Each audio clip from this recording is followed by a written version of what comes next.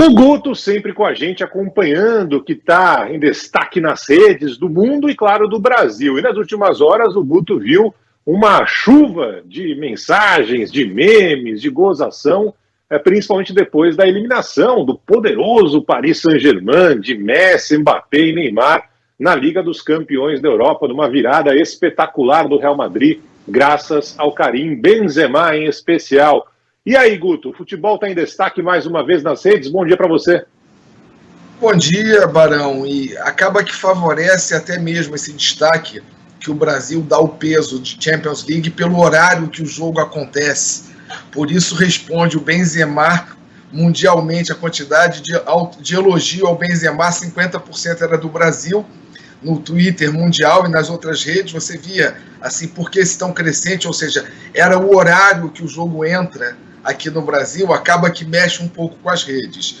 E o que a gente chama, que foi o começo do ano memeal de esportes, que apesar de já ter tido uma decisão, onde o Flamengo foi vice, onde teve muito meme, foi uma explosão na primeira meia hora, e a gente tem que chamar de comportamento isso, que na primeira meia hora você já tinha mais de 300 memes diferentes,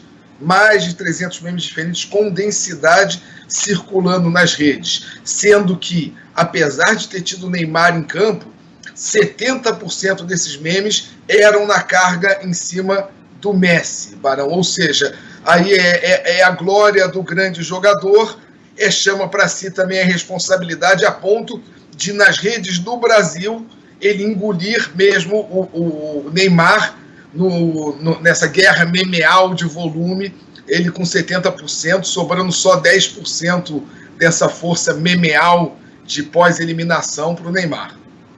Ô Guto, fico curiosa para saber como é que essa medição é feita. É claro que a resposta é muito interessante, a análise disso que a gente vê, mas como é que é feito isso? Tem um sistema, tem um programa, é um software, são as pessoas que ficam ali contando? Carla, é varredura, são vários softwares e a gente, há muito tempo, a hashtag, a gente trabalhou máquina de inteligência artificial para ler conteúdo de postagem, para conseguir qualificar o que é humor, aonde vai, ou seja, quem faz essa leitura prévia para a gente é máquina, é cruzamento de muitos softwares e alguns simples, alguns não tão simples, para chegar a esse volume e a gente compreender em tempo real, porque não existe mais só o evento que acontece, ou seja, não foi só ontem bater o recorde de audiência no TV a cabo, é esse tipo de volume o que demanda do evento, é o evento além da audiência tradicional, né? Ou seja, é o que a gente vai fazendo de leitura e modéstia à parte, a nossa especialidade, o que a gente vem trabalhando aí e prestando aí, agora falando aqui naquele autoelogio, mas prestando serviço para o mundo inteiro, a partir de uma base criada e construída por brasileiros no Brasil, ou seja, dá um certo orgulhinho às vezes quando a gente vê que cliente gringo pedindo para a gente fazer exatamente esse tipo de análise que a gente aqui comenta com mais tom jocoso, com mais tom jornalístico, mas um trabalho lastreado técnico que a gente fica mega feliz de estar dividindo aqui. Muito legal, muito legal. O que me chama sempre a atenção, Guto, é que nem terminou o jogo, o árbitro nem apitou, os caras já têm uns memes prontos, preparados, é um negócio assim, eu não entendo como que o cara é criativo a esse ponto, né? Você quer saber? E deve mudar durante o jogo, né? Porque até metade do segundo tempo o resultado era 1, depois mudou completamente, né? Então fico imaginando o cara ali mudando meme em cima da hora para pedir juízo, o cara já botar na rede. Barão e Carla, e o grande legal disso é que a gente vê o que antes você teria que ter, o meme tinha que ter uma origem de um site de humor, de um humorista, de um influencer. Agora você vê meme circulando que foi do engenheiro, do advogado, do estudante, ou seja, e no meio de muita bobagem, mas que conta como volume, vem coisa interessante que você fala exatamente, cara, é o criativo fora da profissão de criativo ali por remuneração, ou seja, é uma parte, acaba que é uma forma também de humor e uma forma também de compartilhamento de conteúdo, às vezes não monetizado, às vezes só pelo prazer, foi o que você falou, tá acabando o jogo, deixa eu zoar o Messi com alguma coisa, ou seja, é participar, é uma segunda, uma terceira tela que a pessoa vai interagindo com o jogo, como se lá tivesse presente, como se fosse um influencer, como se estivesse sendo um comentarista, Barão. Ou seja, já virou uma tradição, e não acompanhar isso, a gente estaria de fora de análise de comportamento.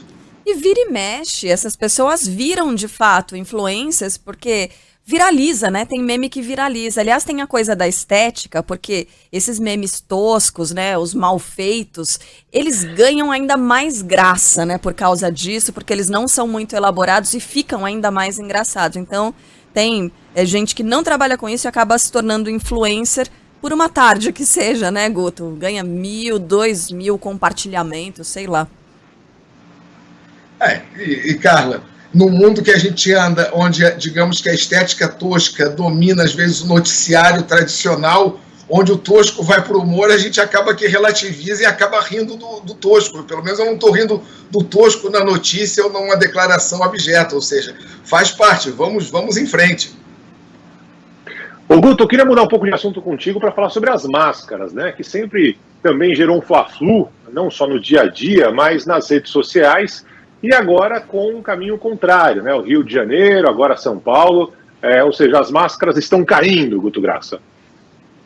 Barão, primeira coisa, expliquem, autoridades e imprensa, 35% do volume do Rio de Janeiro nas últimas 48 horas não consegui entender aonde caiu ou não caiu a máscara. Em São Paulo é 30% esse volume. E esse volume espontâneo é uma coisa muito grave, porque demonstra o tamanho da não compreensão sobre a regra da máscara. Então peço para que quem é da gestão de fato explique, porque Rio e São Paulo, a nuvem de onde eu uso ou não a máscara está enorme. Agora, o que chamou a atenção, Barão, Carlos e ouvintes, a gente viu tantos detratores da máscara, tanta gente reclamando, a gente se sentindo sufocado, e agora que a máscara é liberada, aparece também de forma de varredura, naturalmente, no assunto máscara, 8% de perfis foram identificados em Rio e São Paulo como pessoas que vão manter o uso da máscara, ou pessoas que vão manter a máscara em algumas condições,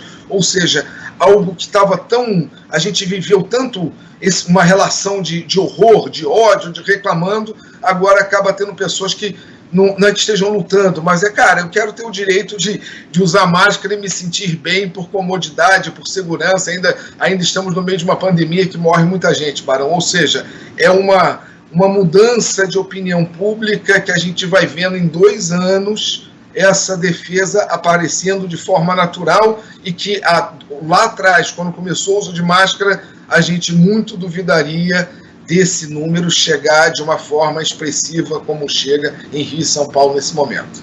Ô Guto, e o que a gente pode falar sobre as manifestações a respeito da guerra na Ucrânia? O interesse caiu mesmo drasticamente em uma semana? Carla, aí primeiro abre-se com um grande boom, e foi um boom mundial. No Brasil a gente repetiu isso, daqueles dias de fevereiro, foi um boom. Depois tem um pico no dia 5, mas para a gente compreender redes, Brasil, volume total, a gente pega a segunda, a terça e a quarta da semana passada e compara com a segunda, a terça e a quarta desta semana, o volume cai 80%.